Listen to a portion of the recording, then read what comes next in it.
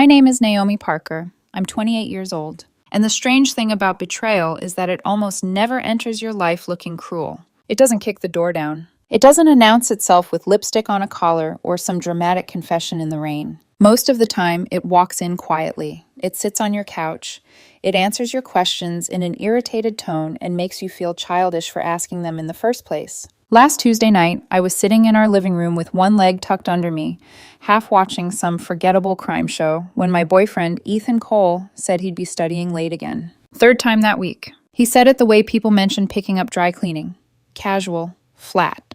Already done with the conversation before it began. With Vanessa again? I asked. He didn't even look up from his phone.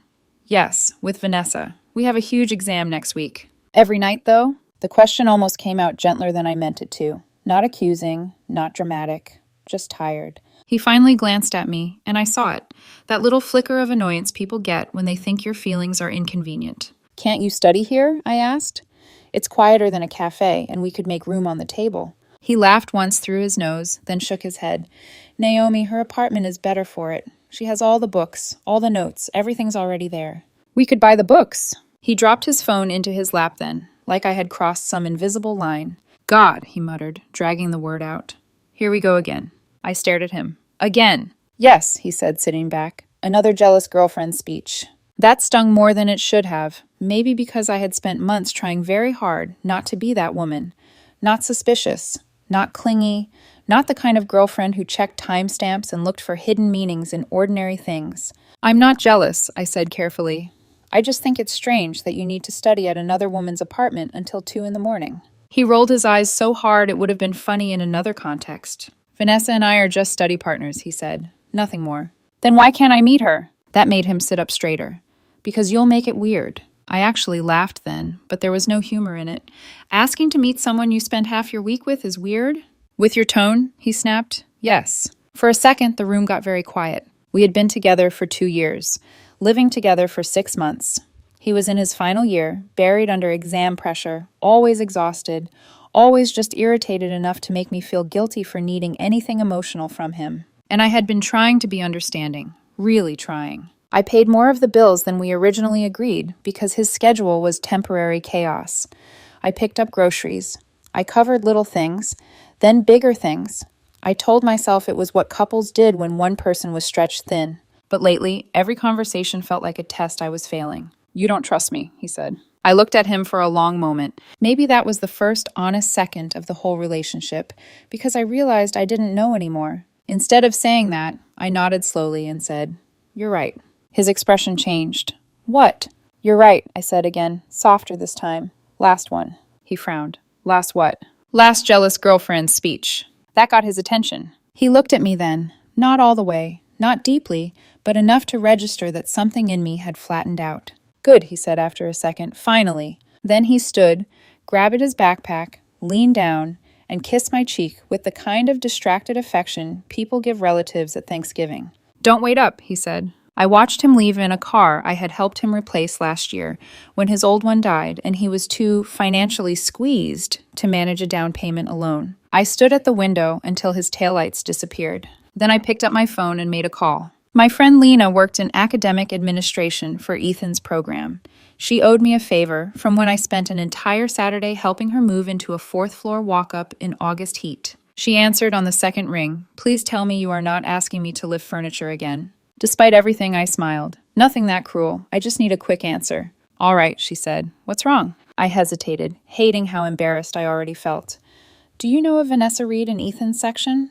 There was a pause. I heard keyboard clicks. Vanessa Reed? Lena repeated. Which section is he in again? Section B. More typing. Then, Naomi, there's no Vanessa Reed in Section B. My fingers tightened around the phone. You sure? I'm looking right at it, she said. There is a Vanessa Reed in the broader program, but she's not in his section. Different track, different schedule. A strange, cold sensation moved through my chest. Not panic, not heartbreak, not yet. Just clarity beginning to form. You okay? Lena asked. Yeah, I lied. I just needed to check something. After we hung up, I sat very still on the couch for a long time. There are moments when your life splits cleanly in two, before you knew, after you knew. This wasn't the full truth, but it was enough to tell me that whatever Ethan had been doing until 2 a.m, it wasn't what he said. I opened my laptop. We were on the same phone plan, my account, my payment method.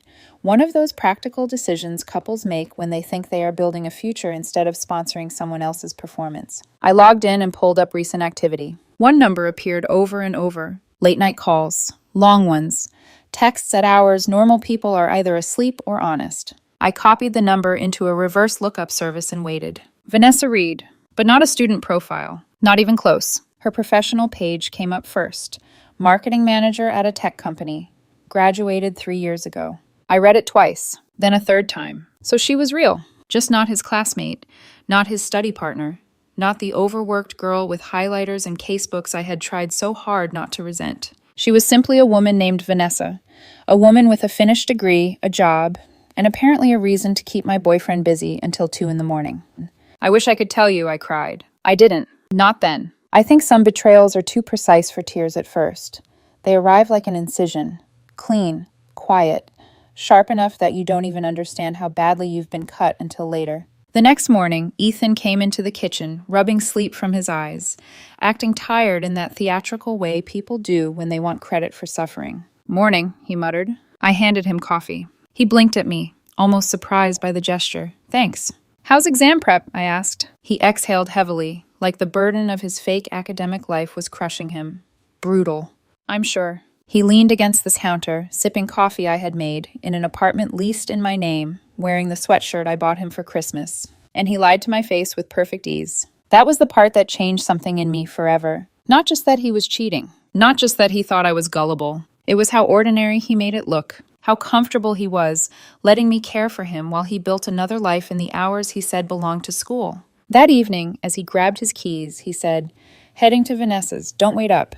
This time I smiled. Not warmly, not bitterly either, just enough to make him pause. "Have fun studying," I said. He studied my face for half a second, maybe sensing a shift he couldn't name. Then he shrugged and left. The second the door closed, I looked around the apartment, our apartment, supposedly, and saw it differently. Not as a home, as evidence. The television, mine. The couch, mine. The kitchen table, the lamps, the coffee maker, the dishes, the rugs, the framed prints, the desk in the corner he called his workspace, even though I paid for that too. I pulled out my phone and began taking pictures. One by one. Methodical, calm. Then I opened the budgeting spreadsheet I kept for everything.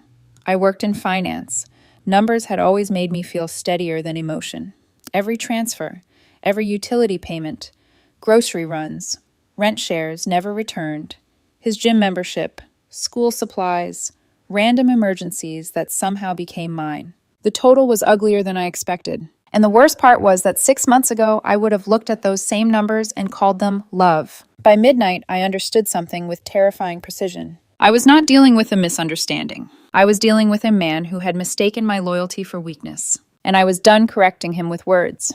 By Thursday, I had stopped thinking in terms of heartbreak. Heartbreak was too soft a word for what was happening. Heartbreak sounded like crying in the shower and replaying old voicemails and wondering where things changed.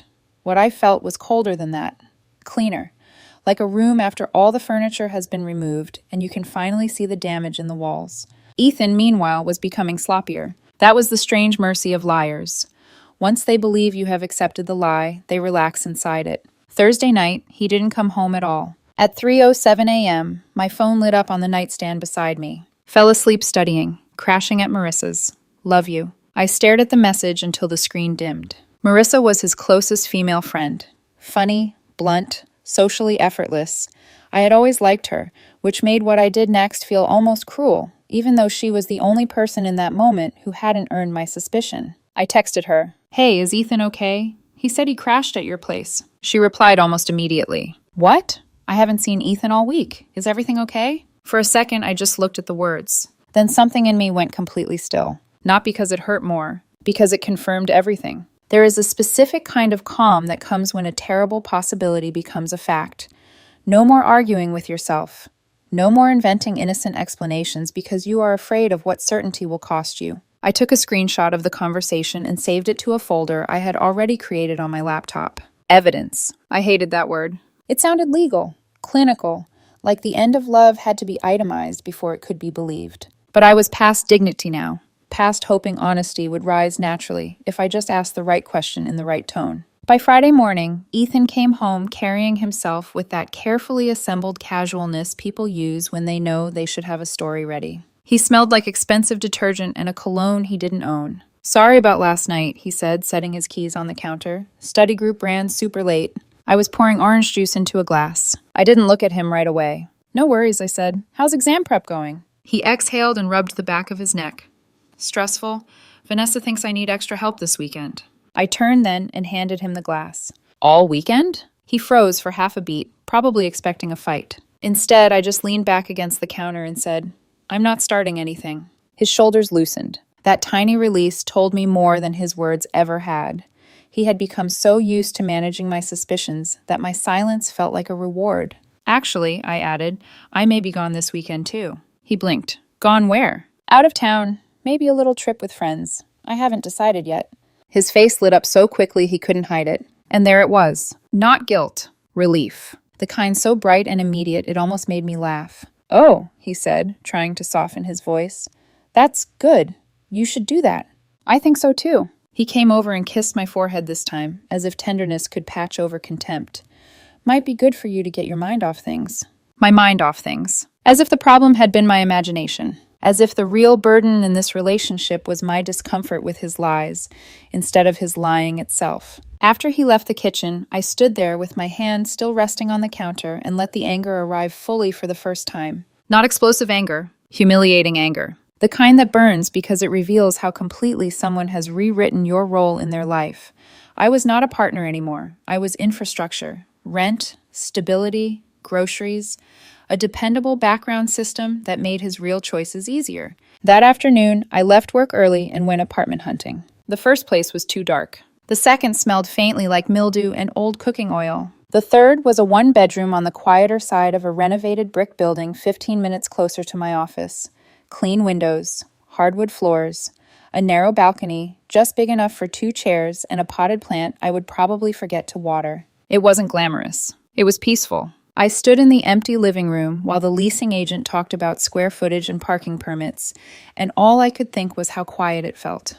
No tension trapped in the walls, no fake apologies, no late-night key turns followed by invented stories. "I'll take it," I said before she finished her sentence. By that evening, the deposit was paid. Available immediately. I drove back to the apartment just before sunset. Ethan was out, of course.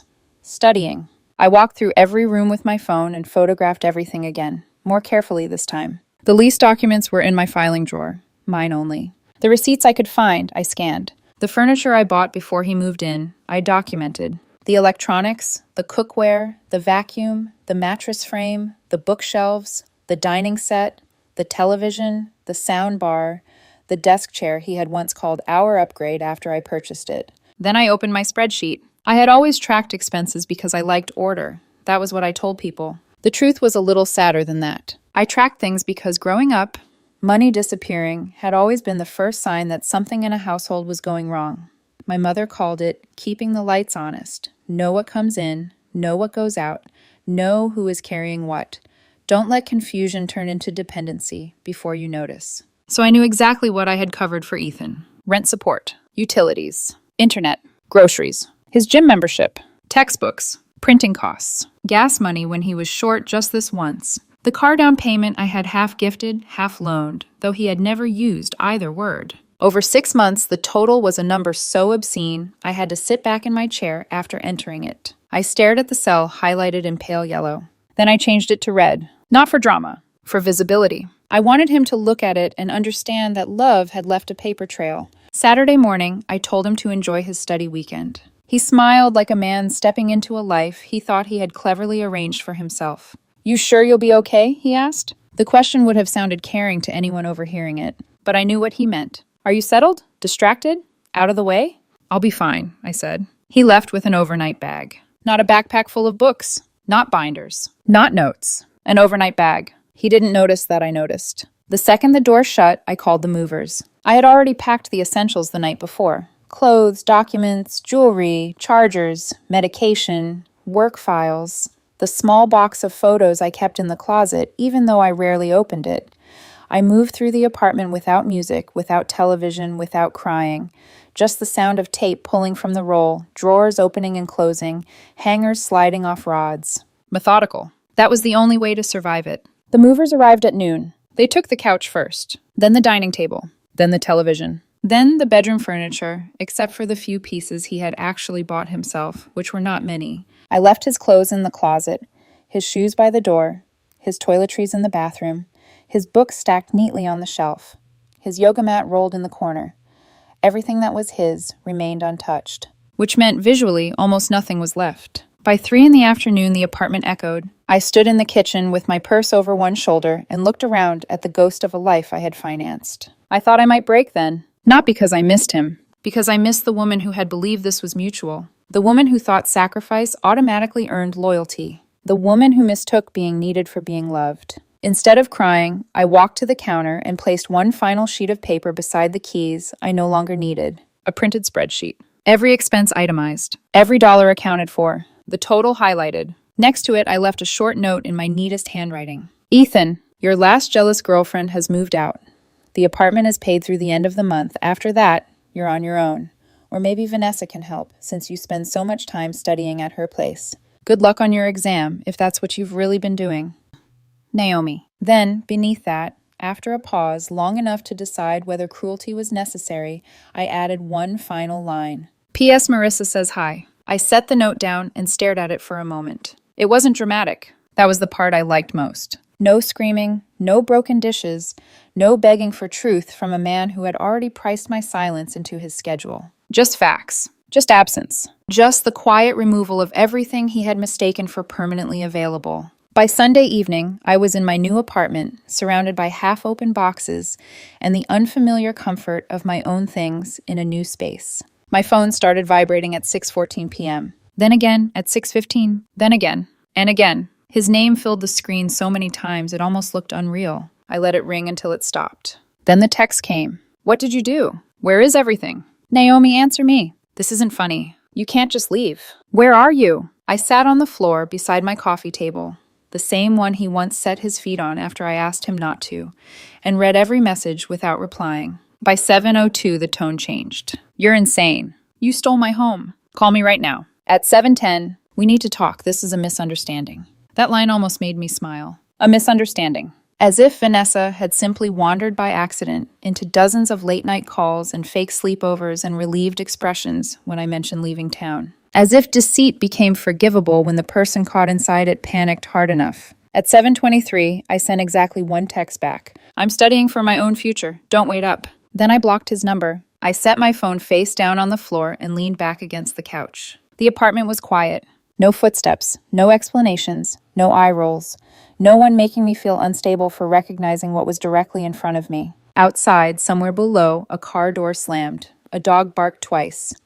Someone laughed in the parking lot. Ordinary sounds, but in that moment, they felt like proof that the world kept moving after betrayal. Not beautifully, not fairly, just forward. And for the first time all week, I realized something almost frightening in its simplicity. He was not the one who had left me. I had left him. Monday morning felt unreal, not in a dramatic, cinematic way. In a quiet, almost unsettling way, like waking up in a life that looked familiar but no longer belonged to the same version of you. I made coffee in my own kitchen, sat on my own couch, turned on the news without worrying about whether someone would walk in and fill the silence with excuses. Peace, I realized, is not loud. It doesn't announce itself. It just exists in the absence of tension. My phone, however, had no interest in peace. Even with Ethan blocked, the messages found ways through. Email, social apps, unknown numbers. The first wave was confusion, then anger, then something close to panic. Naomi, this is insane. You overreacted. We can fix this. Just talk to me.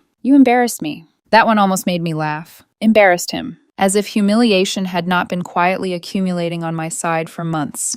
By Tuesday, he escalated. Not directly, through other people. The first call came from his older sister, Caroline. I hesitated before answering. Caroline had always been polite to me. Not warm, not cold, just someone who accepted me as part of Ethan's life without looking too closely. Naomi, she said, her voice tight. What's going on? Ethan is not okay. I leaned back against my kitchen counter, phone pressed to my ear. I'm sure he's not, I said. There was a pause. He said you just left, took everything, that you're not answering him. I let that sit for a second. Then I said very calmly, "Ask him about Vanessa." Silence. "His study partner?" Caroline said cautiously. I closed my eyes briefly. "No," I said, "not his study partner." Another pause, longer this time. "What do you mean?" "He told you she was in his section, right?" "Yes." "She's not." I could almost hear Caroline's thoughts rearranging themselves on the other end of the line. "He's been spending nights at her apartment," I continued, calling it studying, using Marissa as an alibi, telling me I was insecure for questioning it. A sharp inhale. "I didn't know," Caroline said quietly. "I know," I replied, "because that was the thing about people like Ethan. They didn't just lie to you. They curated versions of reality for everyone around them. Enough truth to sound believable, enough charm to discourage deeper questions." "He said you were controlling," Caroline added after a moment, "that you didn't trust him. I asked to meet her once." Another silence. Then, softer, "I'm sorry, Naomi." I didn't respond right away. Not because I didn't accept the apology, because I didn't need it. This wasn't about being believed anymore. It was about being done. Wednesday brought a different kind of escalation. He showed up at my office. I didn't know until security called. "Ms. Parker," the receptionist said over the intercom, "there's a man here insisting he needs to see you. Says his name is Ethan Cole." I stared at the glass wall of my office, watching coworkers move through their day like nothing had shifted in the world. "What does he want?" I asked. "He says you're his girlfriend." I let out a slow breath. Then I said evenly, "I don't have a boyfriend." There was a brief pause. "Understood." A few minutes later, I stood near the window and watched as security escorted him out. He was arguing, gesturing, running a hand through his hair the way he did when he was frustrated but still trying to look composed. For a second, I almost didn't recognize him. Not because he looked different, because I did. Whatever version of me had tolerated his dismissiveness, his eye rolls, his quiet rewriting of reality, that version wasn't standing at that window anymore. By Thursday, the truth began spreading in ways I hadn't planned. Marissa called. I almost didn't answer, but something in me knew she deserved to be heard. "Naomi," she said the second I picked up, "I am so sorry." "It's not your fault," I said. "I should have noticed something," she continued. "He kept mentioning you less, acting like things were already over. I thought maybe you two had an understanding." "An understanding," I repeated. "Yeah," she said, her voice tightening. "He made it sound like you were basically just roommates, that you were both too busy to deal with the relationship right now." I leaned my head back against the wall. "Of course he did." "That must have made it easier," I said quietly. "For him," she replied. We were both silent for a moment. "How long?" I asked. She hesitated. "A few months," she admitted. "I didn't know about Vanessa at first. Then I started putting things together, but by then, I didn't know how to bring it up without causing damage." The irony of that almost hurt more than the truth. Damage had been happening the entire time. It just hadn't been visible yet. "Thank you for telling me," I said. "I wish I had done it sooner." "So do I." After we hung up, I sat at my desk and stared at my screen without seeing it. A few months. That was how long he had been building a second life while sleeping beside me, eating food I bought, living in a space I paid for. And the worst part? He had already decided how it would end. He just hadn't told me yet. He was going to leave. After exams, after stability, after I had served my purpose. But he miscalculated one thing: timing. Friday morning, I received an email. Formal tone, legal language, just threatening enough to sound convincing if you didn't know better. Unlawful eviction, shared property, financial misconduct. I read it once, then forwarded it to my cousin Daniel, who practiced contract law. He called me 10 minutes later laughing. "Please tell me this is a joke." "I wish," I said. "He's not on the lease," Daniel continued. "None of the property is jointly owned, and you gave him notice by paying through the end of the month. This is desperation, Naomi." "That's what I thought." "I'll draft a response," he said. "Short, clear, enough to make him understand you're not someone he can intimidate." "Thank you." By that afternoon, the response was sent. Professional, precise, final. It outlined exactly what I already knew. He had been a guest in my apartment. Everything removed belonged to me. He had until the end of the month to vacate. Any further harassment would result in legal action. No emotion. No room for negotiation. Just the kind of language people like Ethan only understand when charm stops working. That should have been the end of it, but it wasn't. Because the truth doesn't just sit still once it starts moving. It spreads, and sometimes it finds people who were already waiting for it. The next week, everything unraveled. Not slowly, not quietly, spectacularly. And the strangest part was, I didn't have to do anything. By Monday afternoon, I received a message from someone I didn't recognize. A woman named Rachel Monroe. Her profile picture showed her in navy scrubs, hair pulled back, tired but composed, the kind of face that suggested long shifts, difficult decisions, and very little patience for nonsense. Her message was short. "Hi, Naomi. I think we need to talk about Ethan." I stared at it for a moment before replying. "I'm listening." The typing bubble appeared almost immediately. "I'm Vanessa's boyfriend." I actually blinked, then sat down slowly on my couch. Of all the directions this could have gone, that was not one I expected. "You mean Ethan's Vanessa?" "Yes." There was no hesitation, no confusion, just clarity. And then, before I could even respond again, the screenshots started coming through. Dozens of them. Texts between Ethan and Vanessa. Late-night messages. Plans. Jokes that sounded far too familiar. The kind of tone people use when they think they're building something private and special, something worth hiding. My stomach twisted, but not from jealousy, from recognition. He hadn't even changed his script. The same lines, the same charm, the same quiet way of making someone feel like they were the exception while everyone else was just temporary. "I didn't know about you at first," Rachel wrote.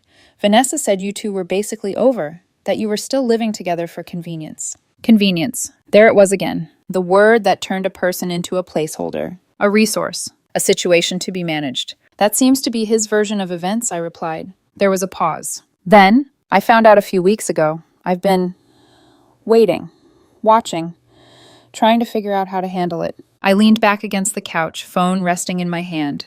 Waiting. Watching. That part I understood, because that had been me too. "He's been going to her apartment late at night because I work night shifts," Rachel continued.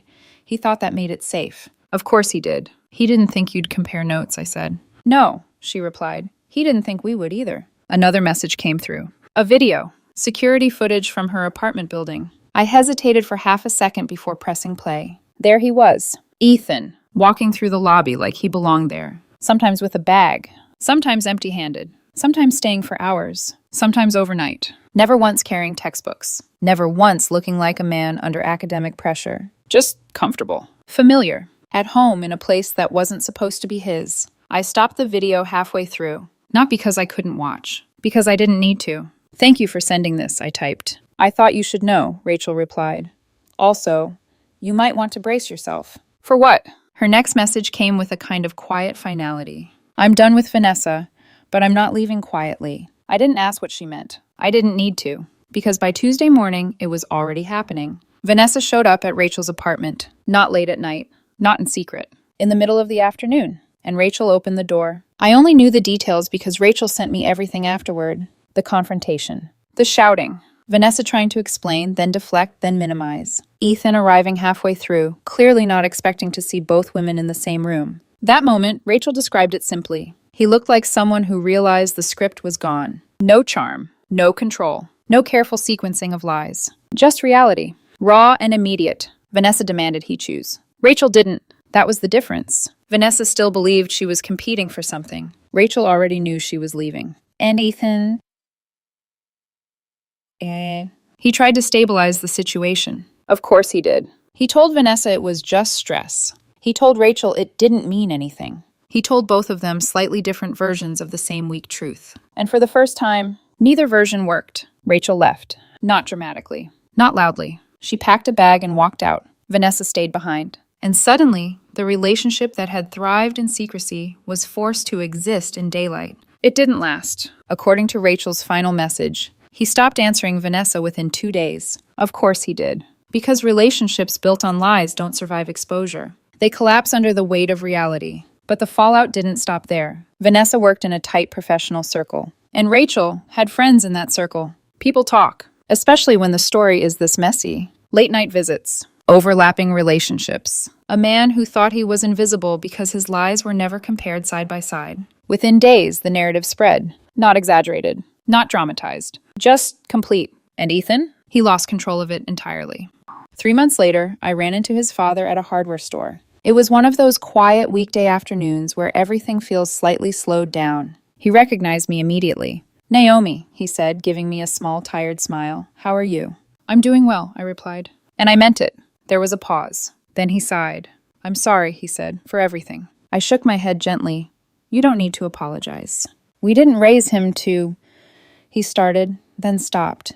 "To think he could have everything at once?" I offered. He gave a short, humorless laugh. "That sounds about right." We stood there for a moment, Two people connected by someone who had disappointed both of us in different ways. He talks about you, his father added quietly, says he didn't realize what he had. I nodded once. He did, I said. He just thought he could keep it while looking for something better. Another silence. Then he said, "That's accurate." We said goodbye after that. No bitterness, no lingering emotion, just closure. As for me, my apartment feels like mine. Completely. No tension in the walls. No conversations that feel like negotiations. No second-guessing my own instincts. I sleep better. I think clearer. I laugh more easily. Not because everything is perfect, but because everything is honest. I started seeing someone new. Slowly. Carefully. A man who doesn't make me feel like asking questions is a flaw. A man who answers them without turning them into accusations. It's different. Not louder. Not more intense. Just real. And that matters more than anything I thought I wanted before. Ethan, from what I've heard, had to move out of the apartment by the end of the month. Without my support, things got complicated. Finances, mostly. The kind of complications that appear when someone has been living beyond their actual means for longer than they realized. Vanessa moved on. Rachel definitely did. And Ethan? He's somewhere in the middle of all that. Trying, I assume, to rewrite the story again. Find a version where he isn't the problem. But here's the thing I learned. The truth doesn't care about the version you prefer. It doesn't bend to protect your image. It doesn't wait for you to be ready. It just arrives. And once it does, it becomes very difficult to pretend you don't recognize it. Looking back, the signs were always there. The eye rolls, the deflection, the way concern was reframed as insecurity, the way I was made to feel like asking for basic respect was somehow unreasonable. He said I was jealous, but I wasn't. I was paying attention. And that was the one thing he never accounted for. He thought I would stay. Stay quiet. Stay useful. Stay available. He was wrong. Because in the end, this wasn't about losing him. It was about refusing to lose myself. And once you make that choice, everything else becomes very simple.